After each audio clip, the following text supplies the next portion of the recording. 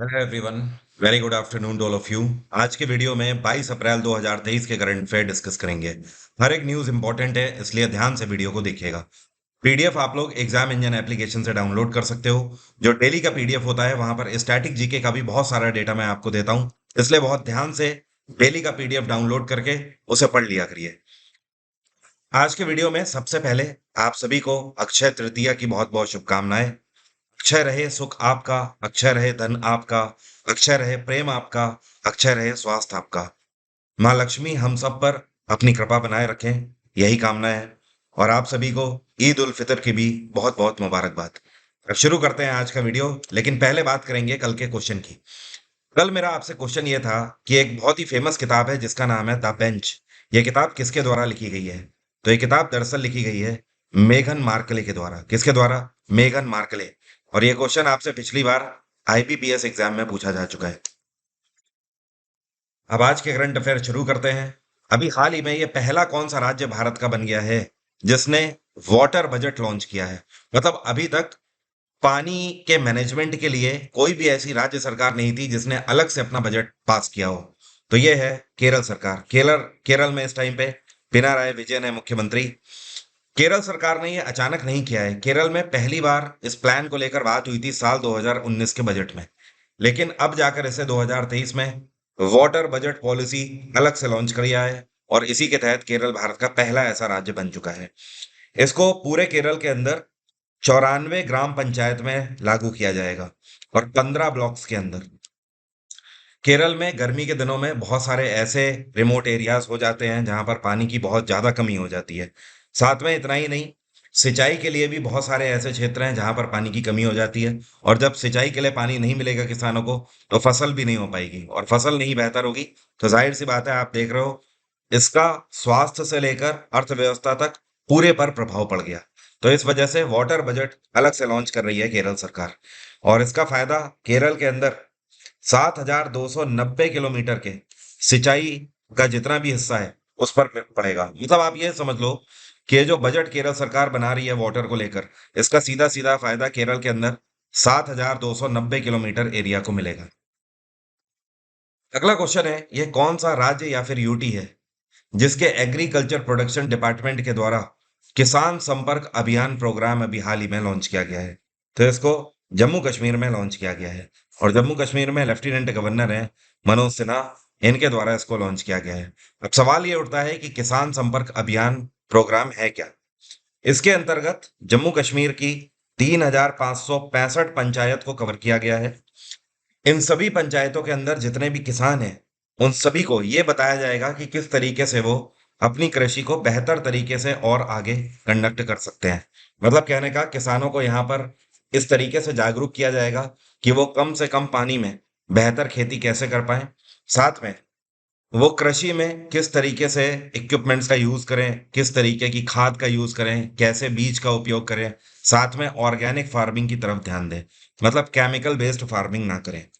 जम्मू कश्मीर के कई बार हमसे वाइल्ड लाइफ सेंचुरीज पूछ दिए जाते हैं, तो ध्यान रखिएगा, यहाँ का एक फेमस वाइल्ड लाइफ सेंचुरी है जिसको बोलते हैं लिम्बर वाइल्ड लाइफ सेंचुरी। ठीक है। और जम्मू कश्मीर में कई सारे फेस्टिवल भी मनाए जाते हैं, जैसे कि यहाँ का एक मुख्य त्योहार है जिसको बोलते हैं गेमीज फेस्टिवल। एक यहाँ पर फेस्टिवल मनाया जाता है जिसको बोलते हैं दोस्मोचे। क्या बोलते हैं? दोस्मोचे। ठीक है। अगला क्वेश्चन है, G20 के अंतर्गत research and innovation initiative gathering conference कौन से शहर में आयोजित करी गई? तो इस बार इसका आयोजन हिमाचल प्रदेश के धर्मशाला में किया गया। और ये कब से कब तक? ये 2 दिन की मीटिंग थी जिसको 19 से लेकर 20 अप्रैल तक आयोजित किया गया। अब ये जो मीटिंग थी, इसका मेन उद्देश्य ये है कि G20 के जितने भी कंट्रीज हैं, वो सब आपस में मिलकर रिसर्च एंड इनोवेशन डेवलपमेंट पर ध्यान देंगे। इसका सीधा सीधा फायदा अर्थव्यवस्था पर पड़ेगा। साथ में इसको बहुत सारे क्षेत्रों में लॉन्च किए जाने का प्रावधान है। मतलब कहने का, जैसे कि सस्टेनेबल एनर्जी हो गई, सोलर सिस्टम वगैरह, इन सभी पर ध्यान देना है। इनोवेशन रिसर्च एंड डेवलपमेंट करना है। बायो इकोनॉमी पर ध्यान देना है। साइंटिफिक चैलेंजेस पर ध्यान देना है। ब्लू इकोनॉमी पर ध्यान देना है। ठीक है। तो ये सारे इसके मेन उद्देश्य हैं। G20 की स्थापना 1999 में करी गई थी। इस साल भारत इसकी अध्यक्षता कर रहा है। तो 2023 में जितनी भी मीटिंग होंगी G20 की, वो सब भारत में ही हो रही है, अलग-अलग शहरों में। और 2024 में अगले साल G20 की अध्यक्षता ब्राज़ील करेगा। अगला क्वेश्चन है, ये कौन-सी संस्था है जिसने अभी हाल ही में एक डेटा रिलीज़ किया है? और ये डेटा ये है कि ये कौन-सा देश है जो कि चाइना को पछाड़कर दुनिया की सबसे बड़ी पॉपुलेशन बन गया है? तो ये है भारत। तो भारत ने चाइना को पछाड़ दिया है और दुनिया की सबसे बड़ी आबादी वाला देश बन गया है। और ये डेटा अभी हाल ही में यूनाइटेड नेशंस के द्वारा रिलीज़ किया गया है। चीन की इस टाइम पर पॉपुलेशन 142.5 करोड़ है। मतलब साढ़े 142.5 साढ़े 142 करोड़ आप बोल लो। और अगर भारत की बात करें तो 142.8 करोड़ हो गई है भारत की पॉपुलेशन। तो चाइना को पीछे छोड़ दिया है। भारत की जितनी पॉपुलेशन है उसमें से 25% आबादी 14 वर्ष से कम लोगों की है। भारत में 68% पॉपुलेशन 15 से लेकर 64 साल के लोगों के बीच की है। और भारत में केवल 7% आबादी ऐसे लोगों की है जिनकी उम्र 65 वर्ष से ज्यादा है। तो भारत में इस टाइम पर आबादी में परसेंटेज के आधार पर देखा जाए तो वृद्ध जनसंख्या सबसे कम है। और जो टीन एज से लेकर 30s और 40s के लोग हैं, इनकी पॉपुलेशन सबसे ज्यादा है। लेकिन 25% पॉपुलेशन जो कि 14 वर्ष से कम उम्र की है, ये चीज ये दर्शा रही है कि भारत में अभी भी लोग जनसंख्या विस्फोट जैसी समस्याओं को नहीं समझ रहे हैं और लगातार बच्चे पैदा किए जा रहे हैं। सिर्फ 1 या 2 चाइल्ड पॉलिसी पर लोग नहीं आ रहे हैं। 3, 4, 5, 6 तक भी बच्चे इस टाइम पर लोग भारत में कर रहे हैं, बड़ी आसानी से। इवन आपको बताऊं, 1950 से लेकर जब से यूनाइटेड नेशंस इस तरीके का डेटा पब्लिश कर रहा है, पॉपुलेशन डेटा, तब से लेकर आज तक पहली बार भारत नंबर 1 पे आया है पॉपुलेशन में। यूनाइटेड नेशंस इस रिपोर्ट के तहत ये भी कह रहा है कि ये जो जनसंख्या है भारत की 142.8 हो गई है, मतलब करीब करीब 143 आप समझ लो। ये बढ़ते बढ़ते 165 करोड़ तक भी जाएगी और उसके बाद ये घटना शुरू होगी। अंदाजा ये है कि 165 करोड़ जनसंख्या अगले 30 सालों में भारत की हो जाएगी। यूनाइटेड नेशंस की स्थापना 1945 में करी गई थी। इसका हेडक्वार्टर है न्यूयॉर्क। और इस टाइम पे यूएन के प्रेसिडेंट हैं एंटोनियो गुतरेस। कौन है? Antonio Guterres. ये पुर्तगाल से बिलोंग करते हैं। अगला क्वेश्चन है, ये कौन सा स्मॉल फाइनेंस बैंक है जिसने अभी हाल ही में भारत बिल पेमेंट सिस्टम के साथ पैक्ट साइन किया है और इनके साथ मिलकर ये बिल पेमेंट सर्विसेज लॉन्च कर रहे हैं वीडियो बैंकिंग के थ्रू। तो ये है आपका AU small finance bank. AU small finance bank Bharat bill payment system के साथ मिलकर अपने जितने भी कस्टमर्स हैं उनको घर बैठे बिल पेमेंट करने की फैसिलिटी दे रहा है। जैसे कि आप केबल, जो आपके घर में टीवी लगी है, अ, वैसे जो चैनल्स वगैरह होते हैं, आई एम नॉट श्योर क्योंकि मैं टीवी नहीं देखता हूँ, उसका आई थिंक मंथली बिल आता है, तो वो आप पे कर सकते हो, जैसे कि टाटा स्काई वगैरह है। इसके अलावा आप पोस्टपेड भी अपना बिल पे कर सकते हो, इलेक्ट्रिसिटी बिल भी आप पे कर सकते हो। ये सारी चीज़ें आप इनके इस एप्लीकेशन के थ्रू कर सकते हो। एयू स्मॉल फाइनेंस बैंक, जिसकी स्थापना 1996 में करी गई थी, इसका हेडक्वार्टर है जयपुर। और इस टाइम पे इसके सीईओ हैं, ये है संजय अग्रवाल। संजय अग्रवाल। अगला क्वेश्चन है, यह कौन सा शहर है जो कि साल 2022 में भारत के अंदर टॉप डिजिटल पेमेंट ट्रांजैक्शन की कैटेगरी में नंबर 1 पे रहा? और ये डेटा अभी हाल ही में लॉन्च किया गया है वर्ल्ड लाइन इंडिया के द्वारा। तो देखिए, वर्ल्ड लाइन इंडिया एक फाइनेंस एजेंसी है जो कि इस तरीके का डेटा जारी करते हैं और इन्होंने ये डेटा जारी किया है कि 2022 में ये टॉप सिटीज भारत के कौन है जहां पर सबसे ज्यादा ऑनलाइन ट्रांजैक्शन किए गए हैं। तो इसमें नंबर 1 पे रहा है बैंगलोर। और बैंगलोर में आपको पता है कितने ट्रांजैक्शन हुए हैं 2022 में? 29 मिलियन ट्रांजैक्शन हुए हैं। और 29 मिलियन ट्रांजैक्शन में अगर वर्थ की बात करें कि कितने पैसे का ट्रांजैक्शन हुआ है, तो 65 बिलियन डॉलर का ट्रांजैक्शन हुआ है, जो कि सबसे ज्यादा है पूरे भारत में। नंबर 1 पे तो बैंगलोर हो गया। नंबर 2 पे नई दिल्ली रहा है। न्यू दिल्ली में 2022 में 19.6 मिलियन ट्रांजैक्शन हुए हैं। नंबर 3 पे मुंबई रहा है, जिसमें 18.7 मिलियन ट्रांजैक्शन हुए हैं। नंबर 4 पर इसमें जो शहर रहा है, ये है पुणे। पुणे में 15 मिलियन ट्रांजैक्शन हुए हैं। और नंबर 5 पे रहा है चेन्नई, जिसमें करीब करीब 14 मिलियन ट्रांजैक्शन हुए हैं। तो ये वो टॉप 5 सिटी है भारत के जहां पर सबसे ज्यादा लोग ऑनलाइन ट्रांजैक्शन कर रहे हैं और बहुत कम ही लोग हैं जो कि कैश का लेन देन कर रहे हैं। अगला क्वेश्चन है, न्यूयॉर्क का जो सीनेट है, इसमें पहली बार किसी ब्लैक को चीफ जज के रूप में अपॉइंट किया गया है। इनका नाम क्या है? तो जो आपको पिक्चर में दिख रहे हैं, इनका नाम है रोवेन विल्सन। रोवेन विल्सन पहले से ही न्यूयॉर्क की जो सीनेट है, जो कोर्ट है आप बोल सकते हो, उसमें जज के रूप में कार्यरत है, लेकिन अब इनको चीफ जज के रूप में अपॉइंट कर दिया गया है। तो ये 2017 से इसके मेंबर है। और इनका जो अपॉइंटमेंट है, ये न्यूयॉर्क के 57 में गवर्नर के थ्रू किया गया था। इनका नाम है कैथी होचुल। क्या नाम है? कैथी होचुल। अगला क्वेश्चन है, इनमें से कौन सा राज्य है जिसको अभी हाल ही में 2023 के national award for the best implementation of प्रधानमंत्री फसल बीमा योजना अवार्ड से सम्मानित किया गया है? इसका मतलब कहने का यह है कि यह कौन सा राज्य है जिसने सबसे बेहतर तरीके से अपने राज्य में प्रधानमंत्री फसल बीमा योजना लागू करी है। तो इसके लिए कर्नाटक को सम्मानित किया गया है नेशनल अवार्ड से। कर्नाटक में इस टाइम पे सरकार किसकी है? तो ध्यान रखिएगा, यहाँ पे मुख्यमंत्री हैं बसवराज बोमई। और बोमई सरकार ने कर्नाटक के अंदर टोटल अगर बात करी जाए तो इसको इंक्रीज करके 47.74% तक बढ़ा दिया है। मतलब आप ऐसा समझ लो कि कर्नाटक के अंदर जितने भी किसान हैं उसमें से 47.74% किसानों को प्रधानमंत्री फसल बीमा योजना के अंतर्गत जोड़ा गया है। और 2021 का जो डेटा था, 2021 में कर्नाटक के अंदर करीब करीब 16 लाख ऐसे किसान थे जो कि इस योजना के अंतर्गत एनरोल थे। 2022 के डेटा में 23.86 लाख किसान हैं जो कि इसके अंतर्गत एनरोल्ड हैं। प्रधानमंत्री फसल बीमा योजना के अंतर्गत अगर किसी भी किसान की 60% फसल नष्ट हो जाती है, तो जितनी भी फसल है टोटल 100% उसे सरकार की तरफ से पे मिलेगा। मतलब आप ये समझ लो कि उसका आकलन किया जाएगा, और अगर केवल 60% फसल अगर जल गई है तो पूरे 100% का पैसा सरकार की तरफ से दिया जाएगा बीमा के अंतर्गत। कर्नाटक में इस टाइम पे गवर्नर हैं थावर चंद गहलोत। अगला क्वेश्चन है, ये कौन है जिनको अभी हाल ही में सोसाइटी में उत्कृष्ट कार्य करने के लिए मानवता के क्षेत्र में इनको संतोकबा मानवतावादी पुरस्कार से सम्मानित किया गया है? तो 2023 का संतोकबा ह्यूमैनिटेरियन अवार्ड दिया गया है सोनम वांगचुक को। ये है सोनम वांगचुक जो कि आपको पिक्चर में दिखाई दे रहे हैं। और आप लोगों ने एक मूवी देखी होगी थ्री इडियट। थ्री इडियट में आमिर खान ने जो रोल किया है ना, वैसे आमिर खान का थ्री इडियट मूवी में नाम था धा फुंगसुक वांगडू।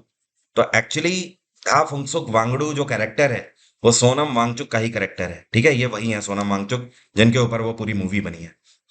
और इन्होंने एक नहीं कई सारे ऐसे इनोवेटिव काम किए हुए हैं सोसाइटी के लिए, जिसके लिए इनको सम्मानित किया गया लद्दाख के होटल जिन में। और इन्होंने अभी कुछ टाइम पहले सियाचिन ग्लेशियर पे जो हमारी इंडियन आर्मी तैनात रहती है उसके लिए एक सोलर सिस्टम बेस्ड पूरा टेंट बनाया था। इस टेंट की खास बात यह है कि ये सूर्य की किरणों से ही चार्ज होगा और इसके अंदर गर्मी प्रोवाइड करेगा। टेम्परेचर बढ़ जाएगा सूर्य की किरणों को ही एब्जॉर्व करके। और इसके अंदर जो हमारे जवान हैं जो सियाचिन ग्लेशियर में -50 डिग्री पर तैनात रहते हैं, उनको इसका फायदा मिला। इसके अलावा और भी कई सारे कार्य ये कर चुके हैं। इस पुरस्कार के साथ इनको 1 करोड़ रुपए की धनराशि भी दी गई है। और इन्होंने अभी कुछ टाइम पहले आइस स्तूप प्रोजेक्ट भी लॉन्च किया था। आइस स्तूप प्रोजेक्ट जो है इनका, ये हिमालयन रेंज के अंदर जहां पर बर्फ ही बर्फ है चारों तरफ, वहां पर पीने के पानी की व्यवस्था को लेकर प्रोजेक्ट था। तो इस तरीके के इनोवेटिव कार्य ये करते रहते हैं जिसके लिए न्यूज में भी रहते हैं। और कुछ टाइम पहले कोविड पैंडेमिक में भी ये न्यूज में थे। इन्होंने उस टाइम पर चाइना के जो प्रोडक्ट हैं उनको बायकॉट करने के लिए भी एक कैंपेन चलाया था। अगला क्वेश्चन है, ये कौन सा शहर है जो कि इस बार 2023 का men's hockey Asian champions trophy को होस्ट कर रहा है? तो इस बार 2023 का ये men's hockey Asian champions trophy Chennai में आयोजित करी जाएगी। कहाँ पर? चेन्नई में, ध्यान रखिएगा। और आखिरी बार अगर देखा जाए कि चेन्नई ने कब होस्ट किया था, तो 2007 में चेन्नई ने होस्ट किया था इस ट्रॉफी को। 2007 के बाद अब सीधे 2023 में होस्ट कर रहे हैं। और 2007 में जब चेन्नई ने होस्ट किया था तो उस टाइम पर भारत ही जीता था। भारत ने कोरिया को हराकर 7-2 से फाइनल जीता था। जो आपको पिक्चर में खिलाड़ी देख रहे हैं इनका नाम है गैरी बैलेंस। अभी हाल ही में इन्होंने क्रिकेट के सभी फॉर्मेट से रिटायरमेंट अनाउंस कर दिया है। ये कौन से देश के खिलाड़ी हैं? तो ये इंग्लिश खिलाड़ी हैं, इंग्लैंड के खिलाड़ी हैं। और इनका जो करियर है हालांकि बहुत बड़ा नहीं है, लेकिन हाँ, जो भी इनका करियर रहा है उसमें टेस्ट मैचेस के लिए जाने जाता रहे हैं। इन्होंने 24 टेस्ट अपने करियर में खेले हैं और 21 वनडे मैचेस खेले हैं और एक T20 खेला है। वैसे ये इंग्लैंड से खेले हैं, लेकिन इनका जो मूल जन्म स्थान है वो है जिम्बाब्वे। तो अपना संन्यास अनाउंस करके रिटायरमेंट के बाद अब ये जिम्बाब्वे चले गए हैं और जिम्बाब्वे जाकर भी इन्होंने एक टेस्ट जिम्बाब्वे की तरफ से भी अब खेल लिया है। अगला क्वेश्चन है, ये कौन सा देश है जो कि अब अंडर 20 फीफा वर्ल्ड कप को होस्ट करने जा रहा है? पहले ये अध्यक्षता इंडोनेशिया के पास थी, लेकिन अब इंडोनेशिया से यह अध्यक्षता ले ली गई है और इस देश को दे दी गई है। यह है अर्जेंटीना। अब ऐसा क्या हुआ कि इंडोनेशिया से होस्टशिप फीफा वर्ल्ड कप अंडर 20 की ले ली गई है? देखिए हुआ क्या कि इंडोनेशिया के जो मेयर हैं बाली के, इंडोनेशिया के अंदर बाली आता है ना, और बाली में अभी कॉन्फ्रेंस हुई थी फीफा के इस अंडर 20 वर्ल्ड कप को लेकर। तो वहां पर इंडोनेशिया ने डिप्लोमेटिक रिलेशन के चलते जो इजराइल की टीम है, ठीक है, उसको होस्ट करने से मना कर दिया। अब इसकी वजह से इंडोनेशिया से अध्यक्षता ले ली गई है और ये दे दी गई है अर्जेंटीना को। अर्जेंटीना ने तुरंत बिडिंग करी और बिडिंग करने के स्वरूप इनको एक कॉन्ट्रैक्ट दे दिया गया है। तो इस बार का FIFA world cup under 20 Argentina host करने जा रहा है। अर्जेंटीना इससे पहले इसको साल 2001 में होस्ट कर चुका है और तब उन्होंने इसे जीता भी था। अर्जेंटीना साथ में ये भी चाह रहा है कि 2030 में उरुग्वे और चिली के साथ भी उसको अध्यक्षता करने को मिल जाए फीफा वर्ल्ड कप फाइनल में। अर्जेंटीना की कैपिटल है ब्रूनो आयर्स और यहाँ पर करेंसी चलती है पीसो। इस टाइम पर यहाँ पर सरकार किसकी है? तो यहाँ के राष्ट्रपति हैं एल्बर्टो फर्नांडिस। क्या नाम है? Alberto Fernandez. और ब्रिटेन की कैपिटल है लंदन, यहाँ पर ऋषि सुनाक की सरकार है। अमेरिका की कैपिटल वॉशिंगटन, यहाँ के राष्ट्रपति हैं जे बाइडेन। और फ्रांस की कैपिटल है पेरिस, यहाँ के राष्ट्रपति है Emmanuel Macron. United Nations Chinese language day कौन से दिन मनाया जाता है हर साल? तो ये हर वर्ष 20 अप्रैल को ये दिवस मनाया जाता है। 2023 की थीम है Chinese wisdom for a green world. आपको पता है यूनाइटेड नेशंस की ऑफिशियल लैंग्वेजेस कौन कौन सी हैं? तो यूनाइटेड नेशंस की जो ऑफिशियल लैंग्वेजेस हैं बेसिकली, इसमें फ्रेंच आती है, इंग्लिश आती है, चाइनीज आ जाती है, स्पेनिश आ जाती है, रशियन आ जाती है और अरबिक आ जाती है। ठीक है। और आपको पता है फ्रेंच डे कब मनाया जाता है? 20 मार्च को। और इंग्लिश डे जो है ये आपका 23 अप्रैल को मनाया जाता है। चाइनीज डे आपको पता ही लग गया, 20 अप्रैल को मनाया जाता है। तो कहने का मतलब इंग्लिश डे कल के दिन मनाया जाएगा 23 अप्रैल को। आज 22 है ना।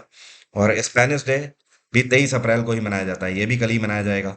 और रशियन लैंग्वेज डे जो है ये 6 जून को मनाया जाता है। और अरबिक लैंग्वेज डे जो है ये 18 दिसंबर को मनाया जाता है। तो ये ऑफिशियल लैंग्वेजेस हैं। अब मेरा आज का सवाल आपसे, आप में से कितने लोग बता सकते हैं ये कौन सा स्पोर्ट है जिसमें भारत केसरी अवार्ड दिया जाता है? रेसलिंग, कबड्डी, वेट लिफ्टिंग या बॉक्सिंग? कमेंट बॉक्स में जल्दी से लिखकर बताइए। आप सभी मुझे एग्जाम इंजन एप्लीकेशन पे फॉलो कर सकते हो। 2023 के लिए अगर आप सीजीएल देने जा रहे हैं या एसएससी का कोई भी एग्जाम या डिफेंस का कोई भी एग्जाम, तो आप मेरा जीएसजीके का लाइव बैच फॉलो कर सकते हो।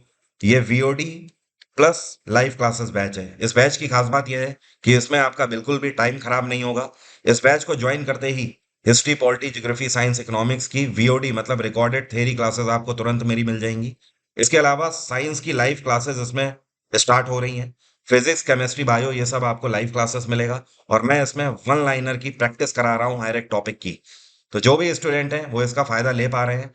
आप भी इस बैच का फायदा लेकर इस बार अपना सिलेक्शन पक्का कर सकते हैं। और एमटीएस वाले स्टूडेंट खास ख्याल रखें, आपका स्पेशल बैच भी चल रहा है जिसको मैंने मात्र 75 रुपए में लॉन्च किया था। तो आप उसके लिए एनरोल करके लास्ट मोमेंट पे क्वेश्चन प्रैक्टिस कर सकते हो। अगर फुल बैच भी आप लेना चाहते हैं तो उसके लिए भी ऑप्शन अवेलेबल है, सारे सब्जेक्ट के साथ। पॉलिटी का रिकॉर्डेड बैच, हिस्ट्री का रिकॉर्डेड बैच, ये सारे ऑप्शन आपके वहां पर अवेलेबल है। मॉक टेस्ट देना मत भूलिए। मैं मॉक टेस्ट आपको टेक्स्ट बुक के साथ मिलकर 390 रुपए में 1840 ऑनलाइन टेस्ट मैं आपको दे रहा हूँ, जो कि अपने आप में बहुत ज्यादा है और बहुत रेलेवेंट भी है। अब आज की बात यहीं तक रखते हैं। Thank you so much. Have a nice day. Take care. Bye bye. आपका दिन मंगलमय हो।